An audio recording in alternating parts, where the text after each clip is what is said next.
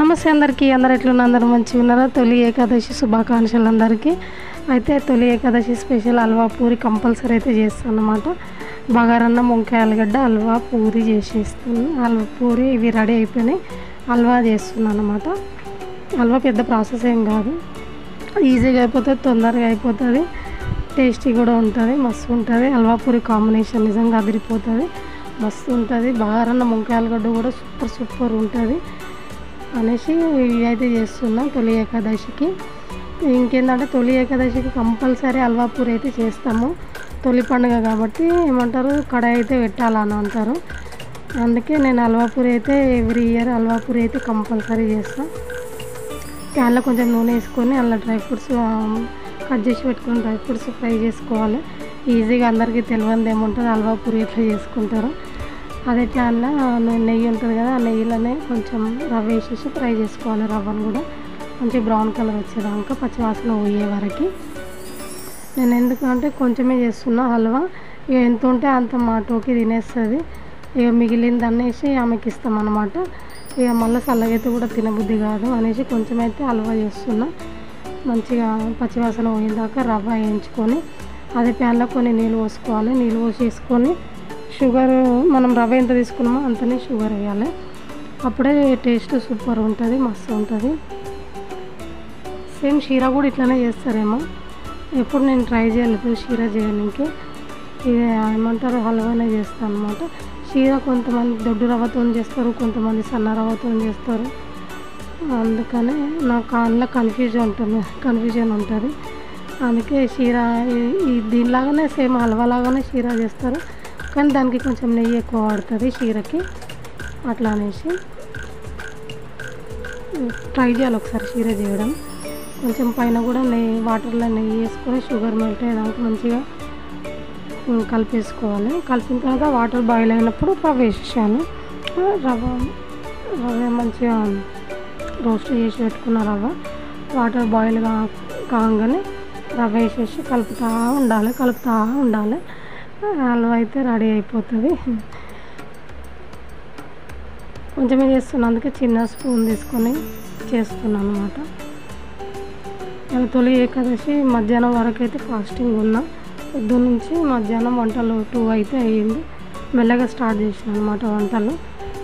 మంచిగా కలిపేసుకొని పైన ఇలాచి పౌడర్, డ్రై ఫ్రూట్స్ వేసి పెట్టేస్తే హల్వా రెడీ అయిపోతుంది. ఇది వచ్చి బగారన్నం, వంకాయ ఆలుగడ్డ కూర, పచ్చిమిర్చి చేసిన, ఎర్రకారం వేయలేను.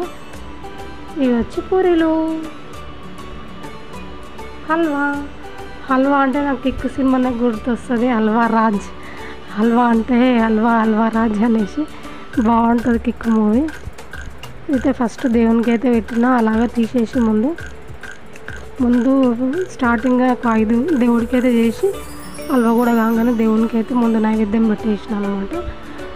ఫస్ట్ తొలి పండుగ కడాయి పెట్టి హల్వా పూరి చేసి దేవుడికి అయితే పెడతాను నేను. నాకు మంచిగా అనిపిస్తుంది అనమాట తొలి పండుగకి. ఏమంటారు, ఇంకా నాన్ వెజ్ తింటారంట ఏకాదశికి స్పెషల్గా. చాలామందితో విన్నా నేను, చాలామంది ఊర్లలో కూడా నాన్ వెజ్ తింటారంట తొలి ఏకాదశికి, తొలి పండుగ అని. ఏమో సిటీలో అంటే మేమైతే ఎప్పుడు తినలేదు non veg.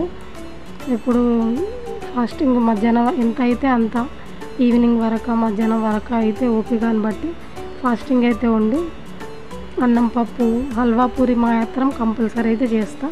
Every year compulsory halwa puri అయితే ఉంటుంది అన్నమాట. వంకాయ ఆలుగడ్డ బగారన్నం కాంబినేషన్ నిజంగా సూపర్ అయితే అయ్యింది, బాగా అయింది. వంకాయ మసాలా, ఇక ఫాస్టింగ్ ఉండి మసాలా ఫుడ్ తింటే బాగుండదు అనేసి మసాలా చేయలేదు. ఇంట్లో కూడా లైట్గా మసాలా వేసిన, ఉల్లిగడ్డ, అల్లిగడ్డ అస్సలు వాడలేదు.